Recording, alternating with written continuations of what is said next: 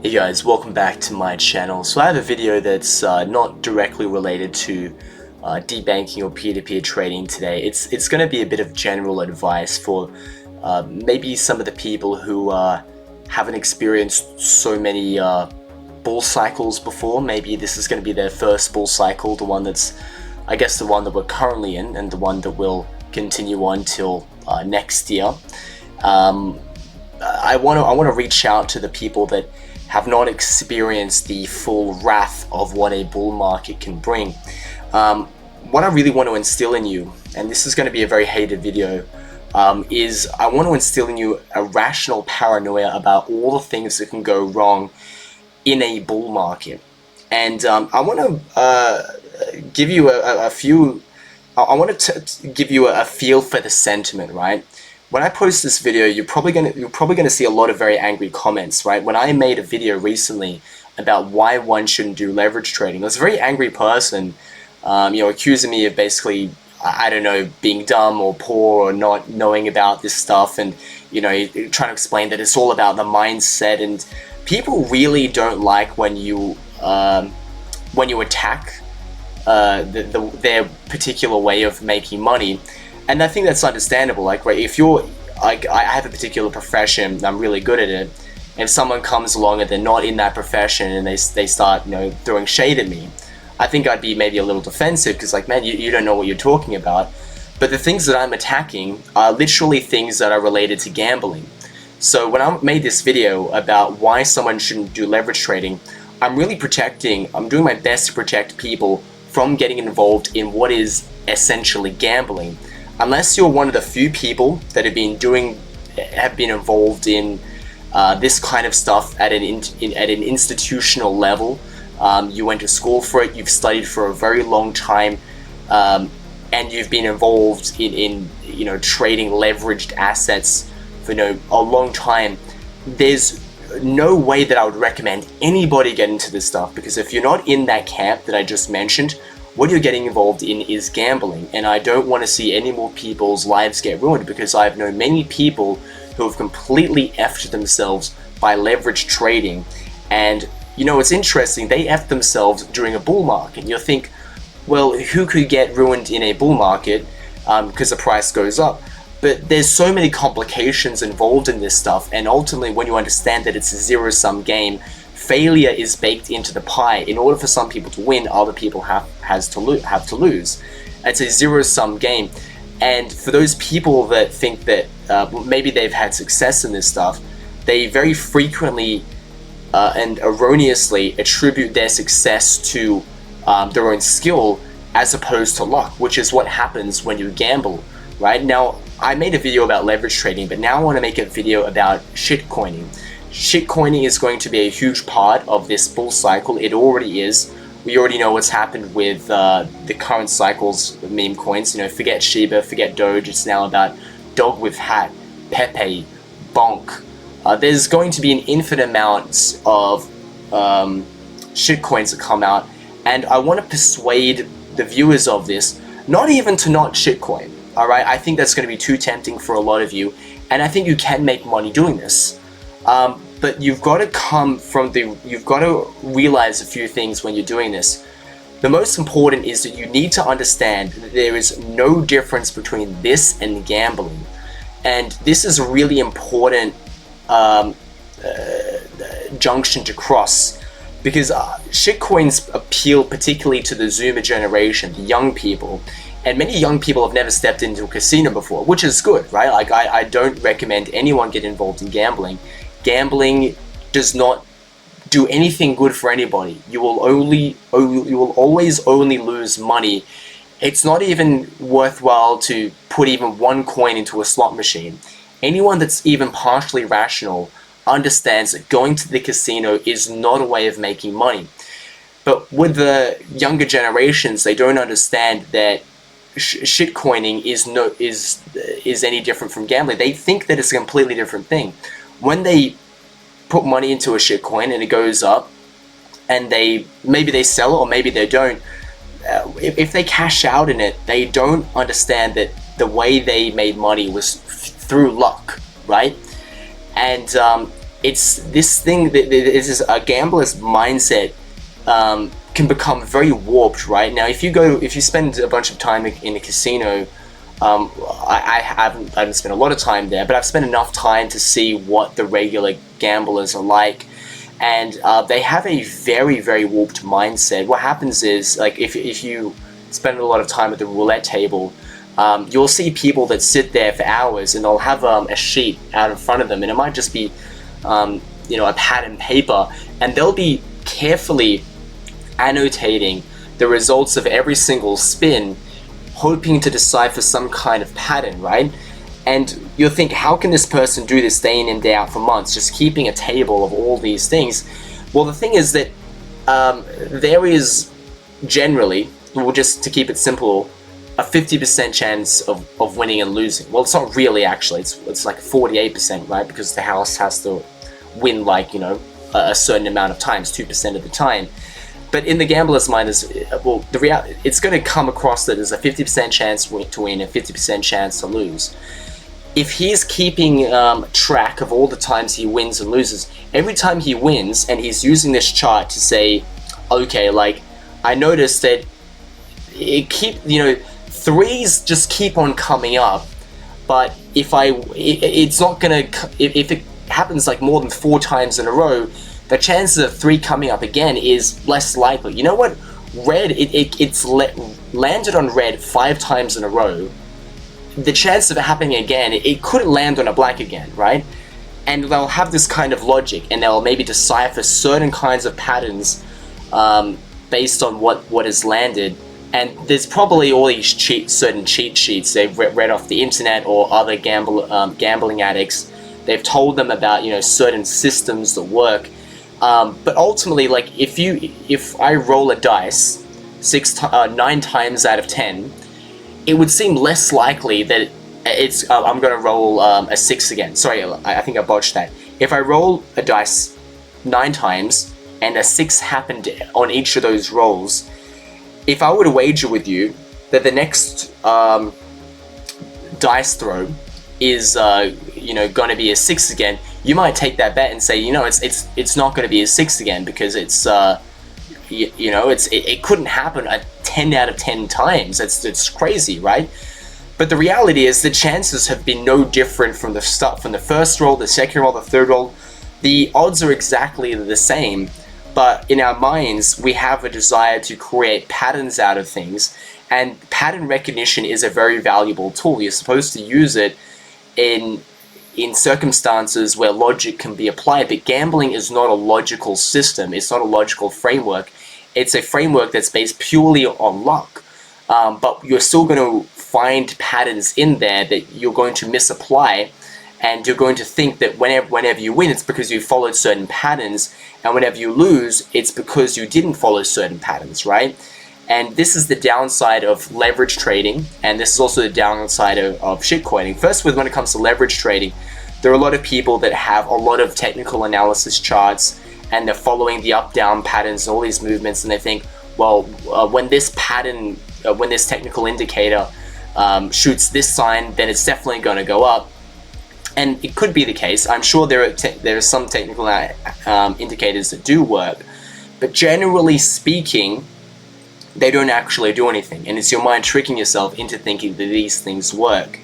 I can promise you that serious traders who do this for a living don't just look at a few technical charts, right? They've got like a serious infrastructure going on. Frankly, most of them have invested huge amounts of money into AI and machine learning in order to get an edge over the market. Like your free indicators on TradingView is going to do absolutely nothing compared to these guys, and that's who you're versing.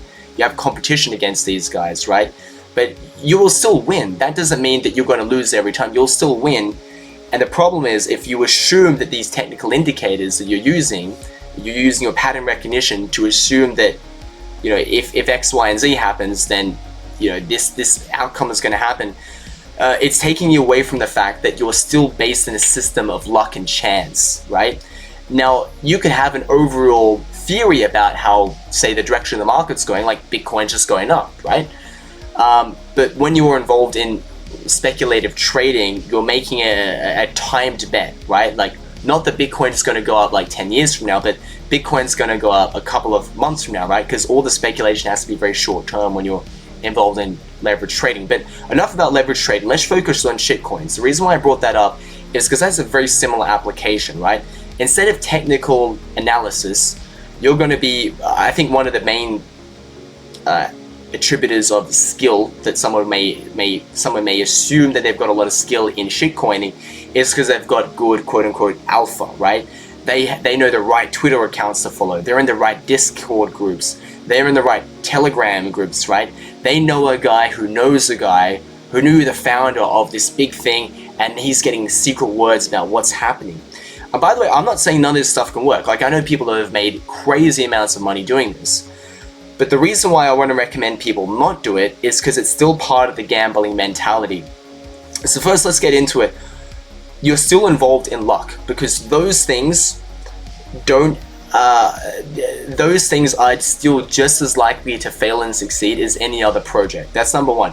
Number two is, if you got alpha from someone, I just want to point out to you, as someone that does digital marketing for crypto as a living, I'm telling you that every single source of information that you get from anyone with a public profile is bought and sold. Like, you can pay for crypto influencers very easily. They have public profiles on different websites where it will show, you know, if you want a shout out from BitBoy Crypto, it costs $20K. If you want a shout out from this small Twitter influencer, it costs $200.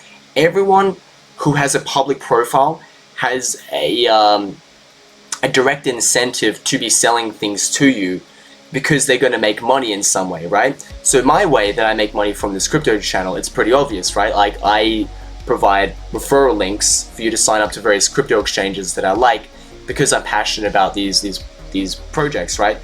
But for the most part, you should be very wary about how people are monetizing themselves, because most people monetize themselves via selling influence, and they don't really give a crap about whether the project is good or bad.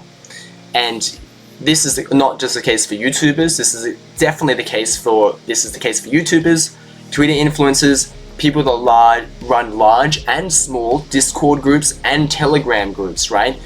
When someone starts a shitcoin, basically 100% of the budget of that shitcoin goes to marketing, right? And they'll simulate audience activity, right? They'll simulate social proof by paying crypto influencers to start talking about it, to give shout outs, and then they'll pay people that I know about this stuff, because I'm in this stuff. They'll pay people, often in India, but it can be anywhere, where there are these people that will have like a few dozen Telegram or Discord accounts, and they'll just make chatter between these, a fake chatter, just so you think that there's real activity going on. And you'll go into a group of, like, it could literally be a group of 2,000 people. You're the only real person in there, and you'll see all this chatter going on. You'll think, wow, this thing is popping. There's so much community activity, right? And the reality is, it's all an illusion. So that's the very parasitic element to it. But I want to talk about the gambling element to it, right? Because many of you who are going to be upset in the comments will be saying, well, I actually made a lot of money in it. I know people that made money in it. And I understand, because I'm the exact same way. I have the exact same story as you. But one of the other issues is that even if you can make money doing this, I would still recommend you not doing it. And you'll say, why would I not do it? Part of it's because it's going to potentially warp your mindset and pull you down into a gambling mentality. So let's just say you work hard, you're disciplined, you wake up on time, you do your job, and hustling for a long time has gotten to the point where you're finally just making $1,000 a week, roughly speaking, right? And you have to haul ass for it. It's not easy, right? But then you get to a point where it's just like you got a nice tip off, you put like a couple of $1,000s on some shitcoin, and it like 25x's, and now you've got 100K.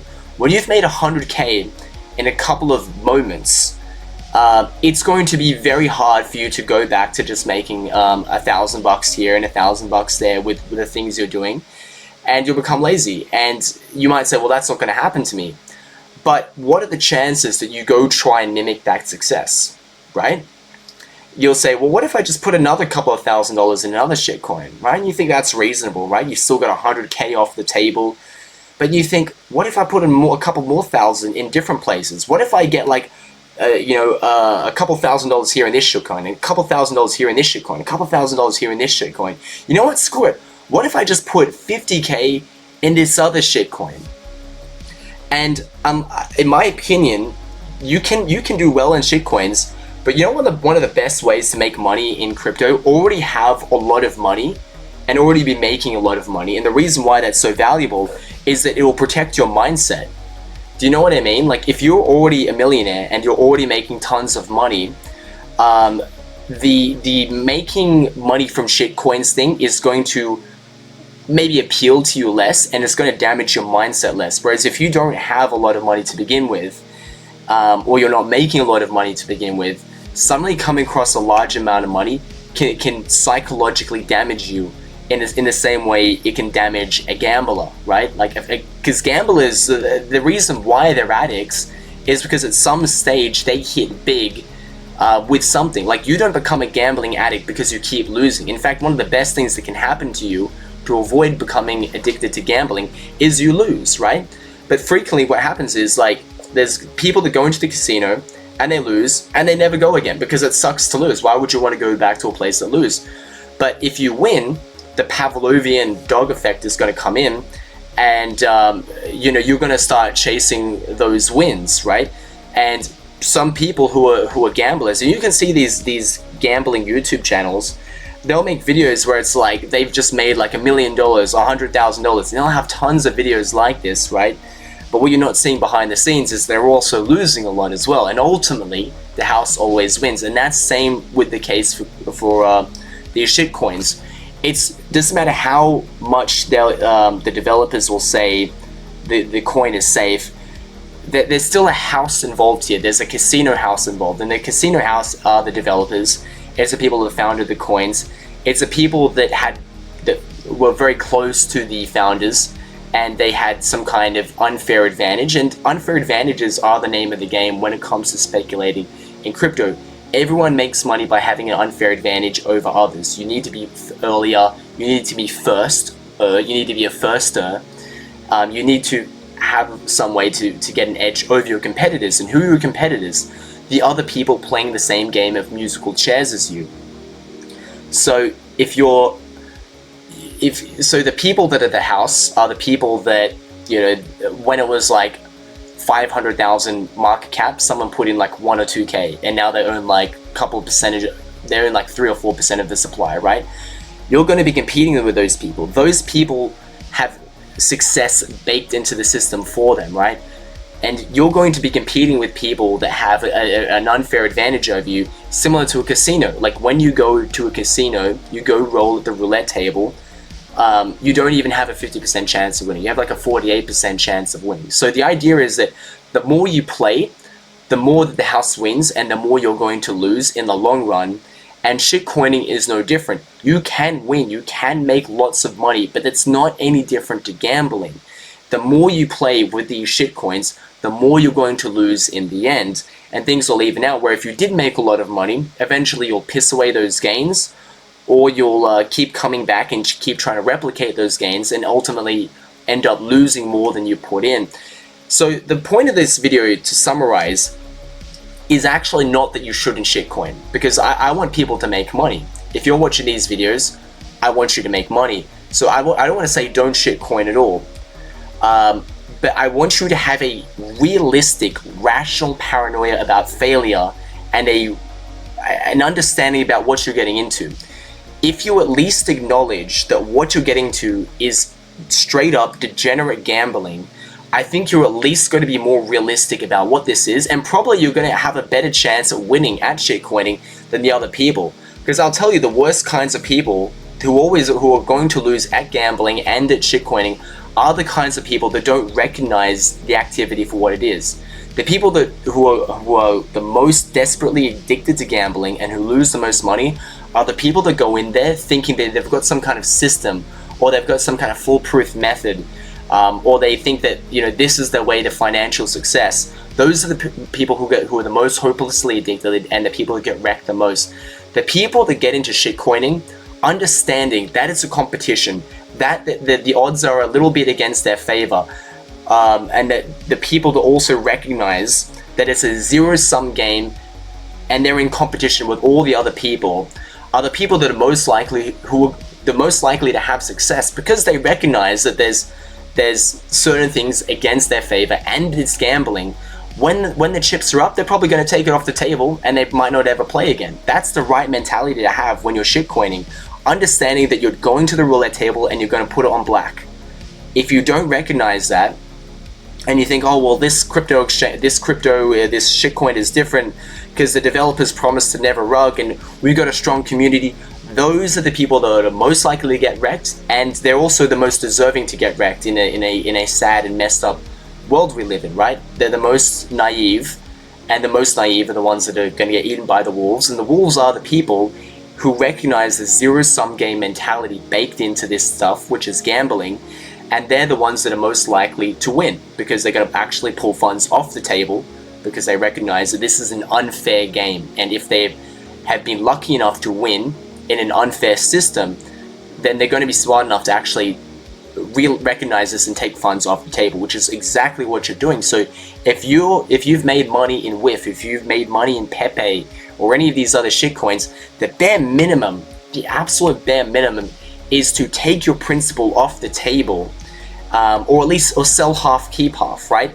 And for you need to deep down instill something in your mind that you need to not get addicted to this stuff, and you need to stop at some stage. If you're in it right now, say I'm not going to do this after next time, or if I am, I'm putting even less in than I did this time, because recognize that this is gambling, and far more people than I think care to admit are in fact addicted to crypto gambling, whether that's in the form of leverage trading or shitcoining. Both are very real forms of gambling, and I think people are going to have serious mental issues as a result. Right now, we're not fully in the thick of the bear market, and people are generally just making money.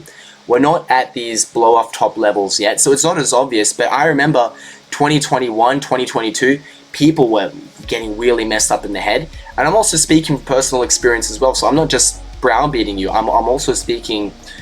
It's almost like I wish someone had given this spiel to me when I was younger, because I got involved in this stuff as well. Now I want to convince you as well not to go down the same path. Use what brain power you have to make an honest living, because speculating in cryptocurrencies is not an honest living. If you want to make money in cryptocurrency, make a real business, like P2P cryptocurrency trading. You're offering a real service. You're doing a benefit to the community because you're helping people anonymize their trades, and you can make real good money doing it as well. And it's nothing scammy. It's nothing involved in speculation. So get involved in real things. Use your brain for if you like crypto, use your brain to get involved in making an honest living in this space. And believe me, there are so many opportunities in this space. It'll make your head spin. I made a whole video about all the different businesses you can make in cryptocurrency. You can make a lot of money in business in cryptocurrency that doesn't involve shitcoining or doing dishonest things to yourself. So I recommend getting involved in these other things. If you're interested in P2P cryptocurrency trading, which is a way you can make money, it's a way you can get involved in this stuff. It's not a way of speculating. There's nothing scammy going on. You can use my referral links in the description down below, where you can sign up to local CoinSwap, HODL, Bybit, Binance, OKX. These are all P2P cryptocurrency exchanges where you can sell cryptocurrency via various trading methods. So if you're in a country that accepts certain payment methods, let's just say you're in Mexico, one comes to mind, right? People are actually able to buy cryptocurrency using OXXO. That's the what's it called, the convenience store there. So if you're able to sell Bitcoin in exchange for OXXO funds, you can sell that at above market rate, and that's how you can make a profit off that, right? So everyone's got different ways in which they can sell cryptocurrency. If you provide a particular way of selling it, you can hammer in on that niche, and you can specialize in it, and you can make money in it. So it's an honest living, and I think it helps a lot of people, you know, and that's good. So don't gamble, don't be a degenerate. A lot of people throw that word degen around. I know it was kind of funny before, but stop using it. Being a degen is not cool, all right? Being a degen is not cool. It's hip to be square. Yeah, so best of luck in this next bull run, and make sure to subscribe.